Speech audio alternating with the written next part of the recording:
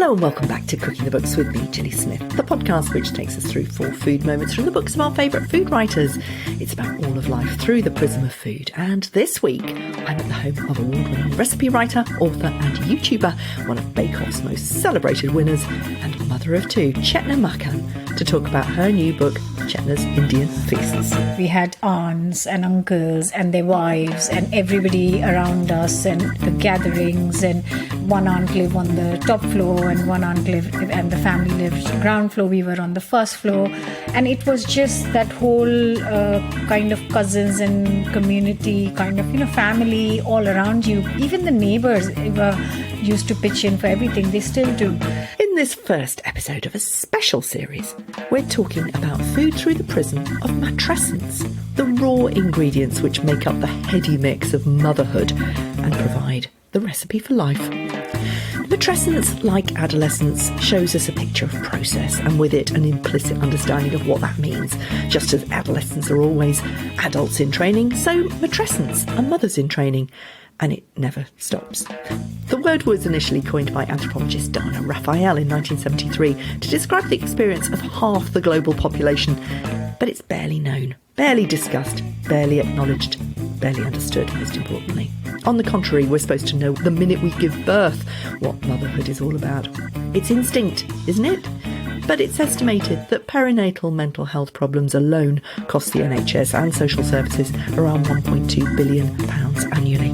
Imagine the impact on families and the wider society of so many postnatal mental health issues, the massive lows that come with the roller coaster of emotions of motherhood at all ages and stages. So the aim of this Cooking the Books summer series is to introduce the word into the national conversation. Tara Wigley and Shivi Ramatar are just 2 of the other guests who I'll have throughout August who have much to say on the subject. By the time the kids are back at school in September, there should be tens of thousands more mothers sighing with relief and saying it's not just me then. But first, lunch with Chetna and a feast from her new book.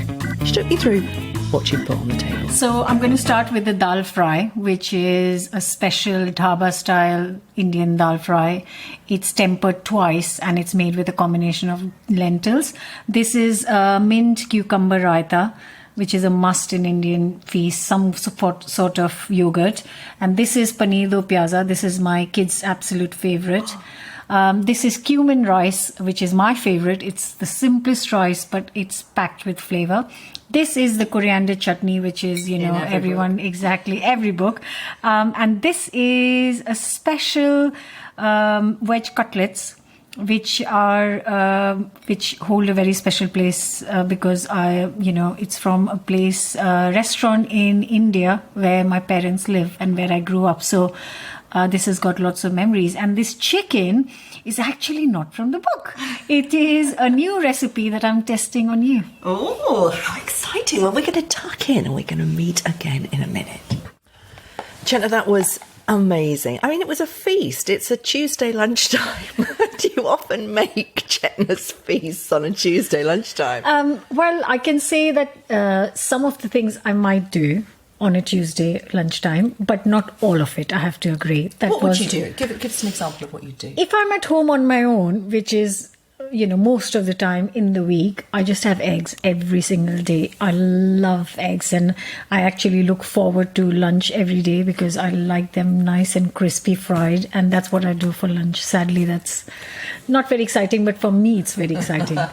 Well, not exactly a feast, but I mean, that was a feast because it had lots of different beautiful dishes. I mean, there were 6 or 7 different dishes there, all of different colours, and if you put that out on a beautifully laid table and you brought loads of friends around, that would absolutely be a really exquisite banquet of a dinner party. Yes.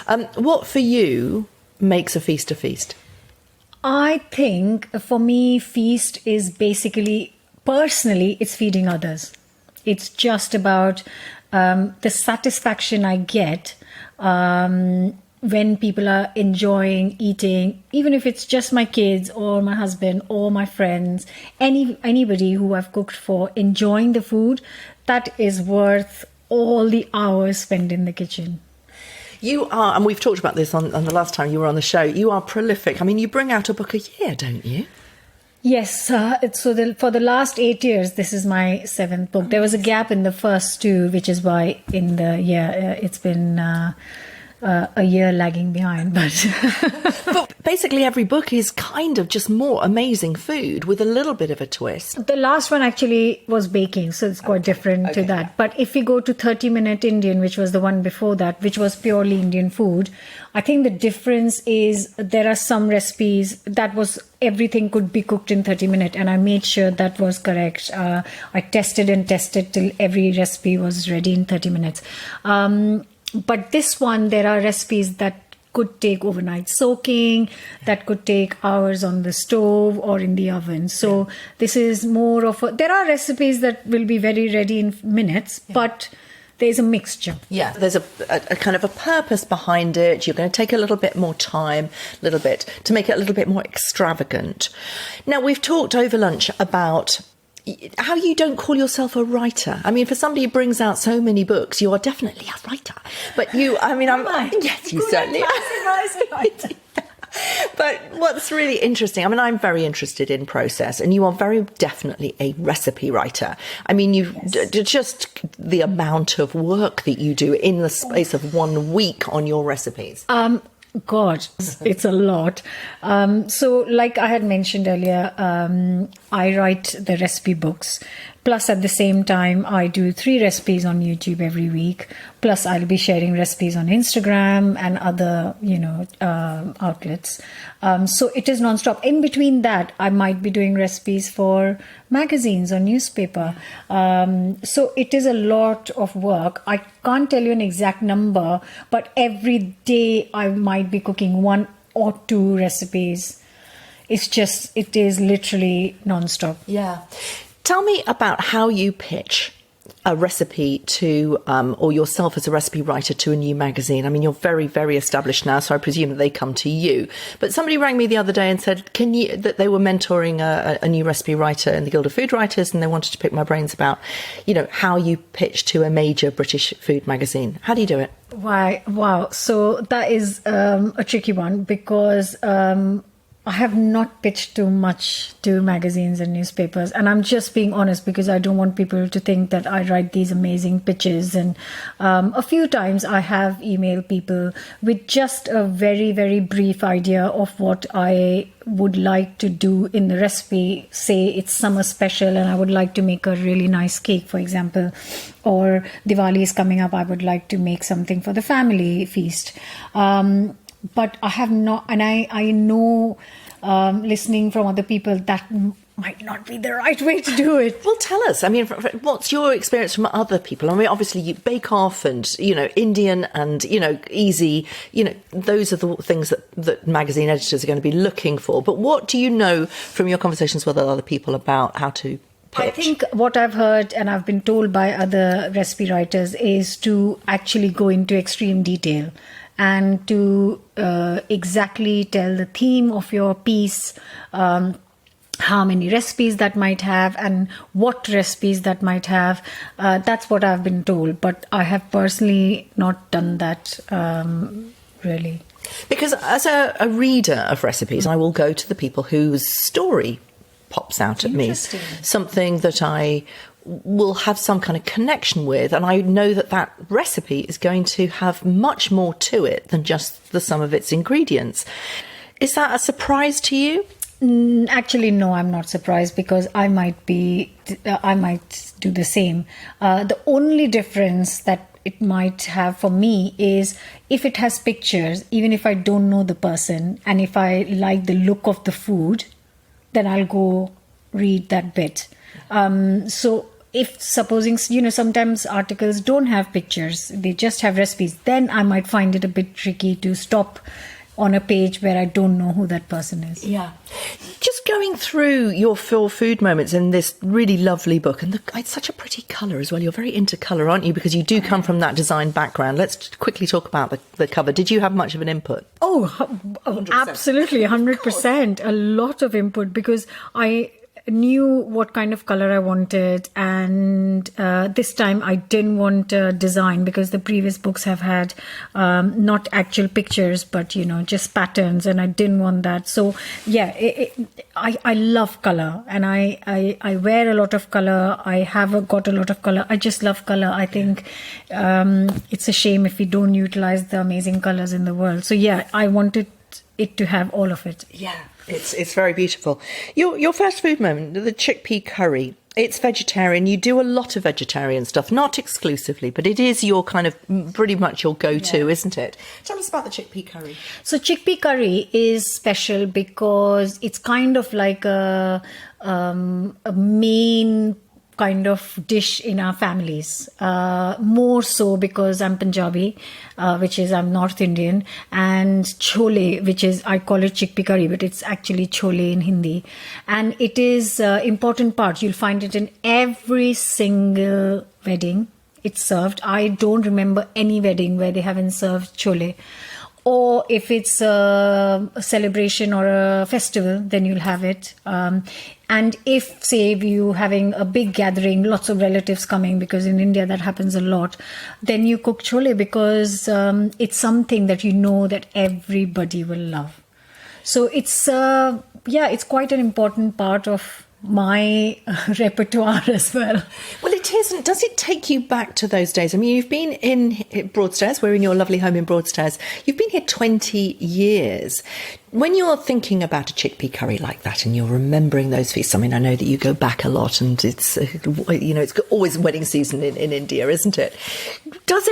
How do you fit the chickpea curry with your life now? If you had friends around now, for example, would you put that on the table as one of your feasts? Yes, 100%. And I have done that again and again, over and over again. And also, I have to say, over the years now myself, I've got variety of chickpea curry recipes. So it's not just one, because when I came from India, I knew only one way to cook chickpea curry, with the traditional Punjabi chole way.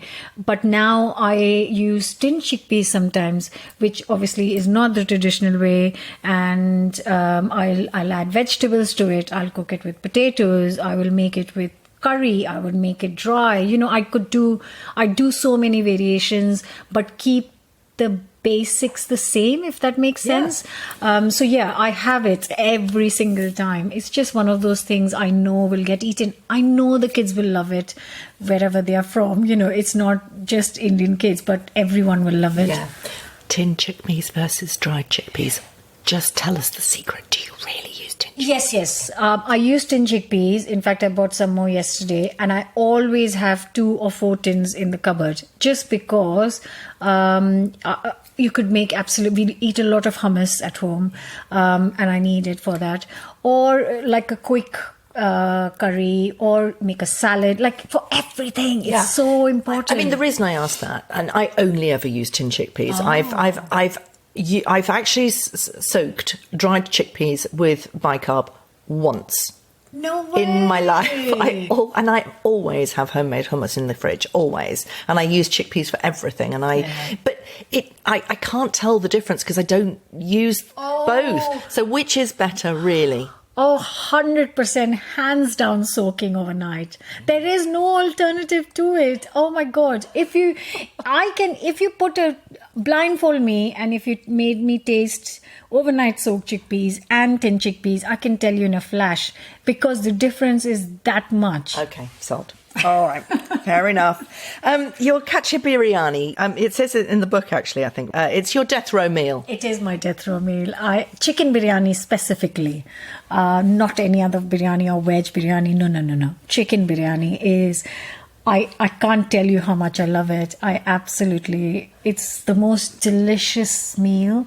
And if any recipe kind of comes first to my mind when I think of feast, it's biryani. Yeah. Because biryani means feast in my head. But it is because all those flavours are meld into one, isn't it? So you do get that oil and you get the spices, and it just all is so completely umami. It's one of my favourite Indian dishes. Oh my God. As well.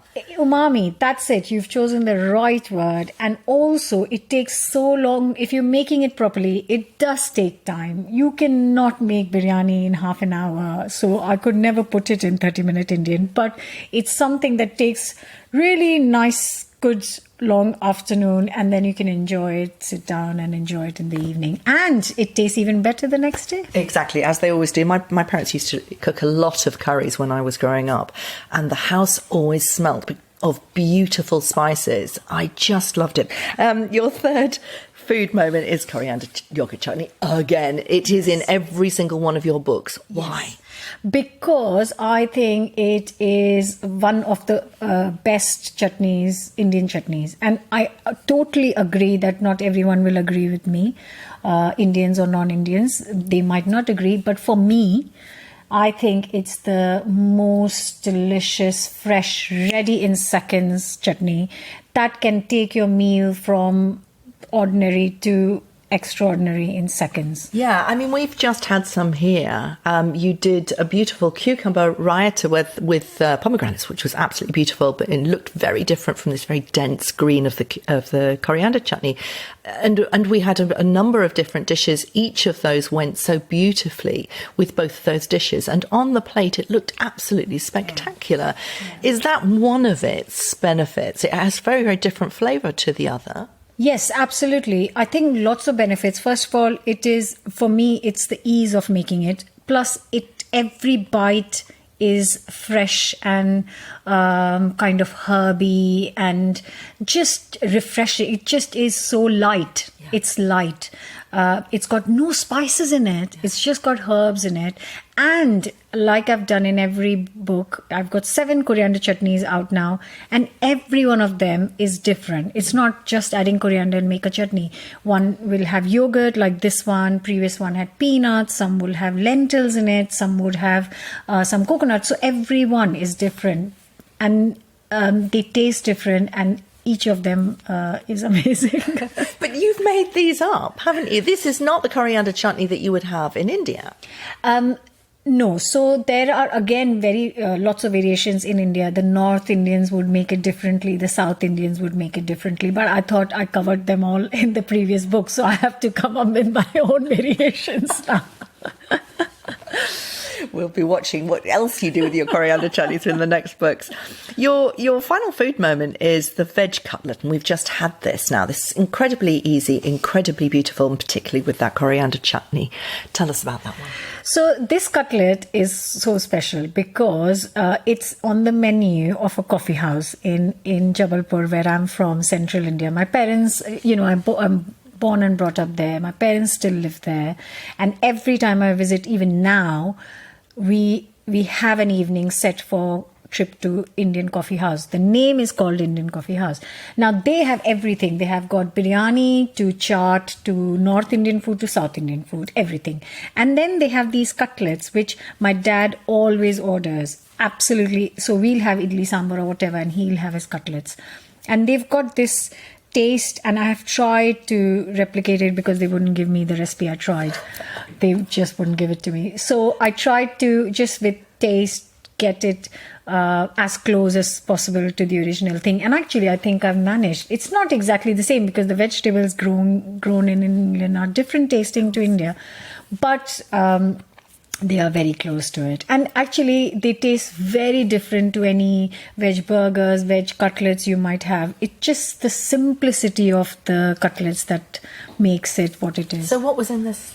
So it's actually some carrots, some beetroot, some potatoes, and all is just cooked down, mashed together, salt, chili, and cumin. And that's it. And then they are rolled with corn flour and breadcrumbs. Delicious and very pretty and pink. Exactly. Yeah.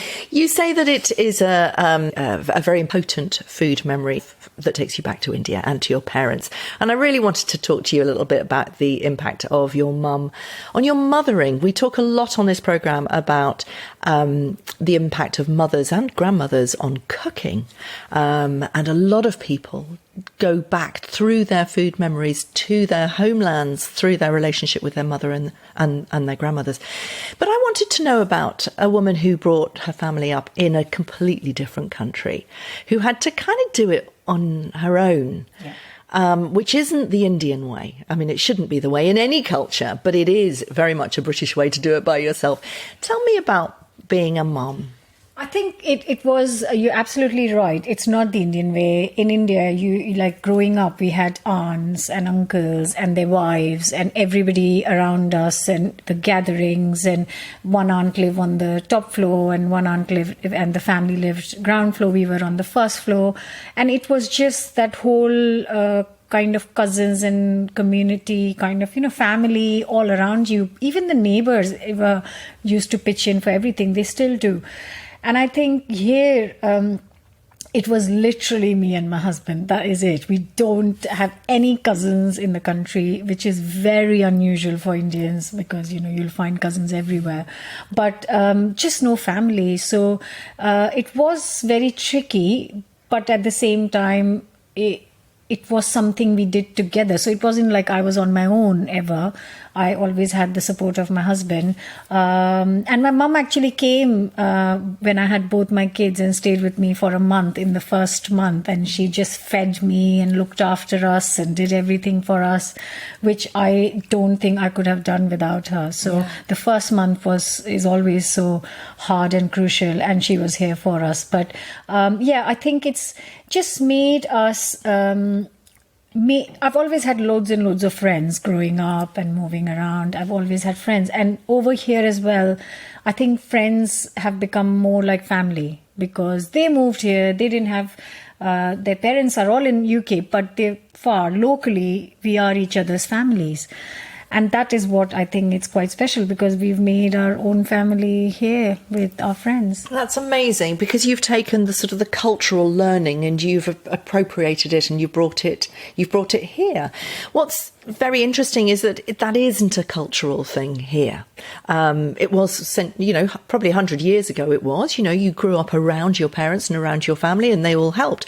I think most people I know, their mothers came to help with the babies when the babies first arrived. But matrescence is a word that, like adolescence, is about a process of becoming the next stage, or becoming a mother. Adolescence is about becoming an adult. Matrescence is about becoming a mother, and it is very much a process. And I'm thinking about when your kids were like 7 and 9 and 10 and 12, 14 and 16 coming up. No, how old's your daughter now? 14 and 16. 14 and 16 now. Oh my God. These are moments where actually you kind of really need somebody around who's done it before. I think that's, like I've mentioned, I think that's where our friends are coming in the picture right now because we've all got kids exactly the same age and they've known each other for years now since they were born. So we have known these friends for so long that if they are going through something with their kids or I'm going through something with the kids, we talk. We absolutely talk and share. And I think that is what is most important because you need to have, it doesn't matter if it's your own sister or someone who feels like your sister, you need to talk. I think the biggest problem is if you're not able to share this with somebody, because it might be the stupidest thing, but for you in your head as a mother, it might be the biggest problem on the planet. And that's where you can talk it through and they might say, oh, you know what, she did that, my daughter did that the other day, but don't worry. Or I find that very, very helpful. Yeah. I don't know what I'd do without that support. Yeah, and we know that an enormous amount of women feel very solitary and a lot of single mums, can you imagine? And there's a lot of shame attached to not doing it right, whatever that might be. Seriously, what is that all about? I know, but it is a big, big issue. When you're a well-known food writer. Your daughter has been watching you become that person over the last 10 years. Yes. That must be quite extraordinary. First of all, bringing her up at the same time as becoming that person, having a certain sense of being somebody in the world, yet still trying to work out how on earth to do this biggest job in the world, which is being a mother. Tell us some of the examples of where you've just thought, oh my God, I feel a bit embarrassed about, I don't know where I am here. I think for me, I think I know my priorities. I think for me, I don't judge anyone because, like you said, everyone has their own idea of how they want to bring up the kids and what kind of mother they want to be. For me, my priority is my kids, and work comes second. There's no doubt about it. And when I had them, both of them, and there was no support here, I didn't go back to work after maternity leave. There was no way. There was this thing if I remember that time, I can still remember that feeling where I could not leave them in a nursery till they were 3, which was the age the government suggested we send them to nursery. I just couldn't. I just didn't have the heart to leave a little one. And thankfully, I was in a position where I didn't have to go back to work, which is actually very, I feel very privileged that I didn't have to go back to work and I could stay home. But that was a decision I made, and I am so grateful. And I thank myself for doing that. But even today, I would not miss their events or anything. I would cancel my work stuff if I have to, but I wouldn't miss their stuff because I know that soon they'll be off, and then I'll have all the time in the world to do what I want. But right now is not that time, and I don't want to miss anything, whether it is taking them for a match or taking them for training or driving them even when I drive them to friends' places, I don't want them to miss out on anything. So I want to be here for whatever they need, whether they need a cleaner, a driver or a cook. And I think what has, like you mentioned earlier, which is a very good point, they have seen me grow in this career. They have not seen my other career, but in this career, they have seen me grow from nothing to what I am today with the 7 books and doing various things. And because of lockdown, they became my cameramen and, they became my editors. They became they were the ones. Sia was the one who suggested, why don't I film on the phone when my cameraman couldn't come? And she said, Mom, just use this app to edit it. And I was, on it. But I think this is what the difference, where they've seen me grow and they know how hard I work. I'm up late nights. I'm because I want to be with them when they're back from school. I want to be very present. But at the same time, I might be juggling. And thankfully, the kitchen is such where I can sit and kind of talk while work. Well, not thankfully. You've kind of created it that way, haven't you? Yes, this is the hub of the house. Yeah. The kitchen is the hub of the house. And I think, and I'm hoping that is going to in some way shape their young working minds, and maybe it will show them that they can do whatever they want. If they don't have to go with the same thing they decided to do at college, and they can change their careers later in life.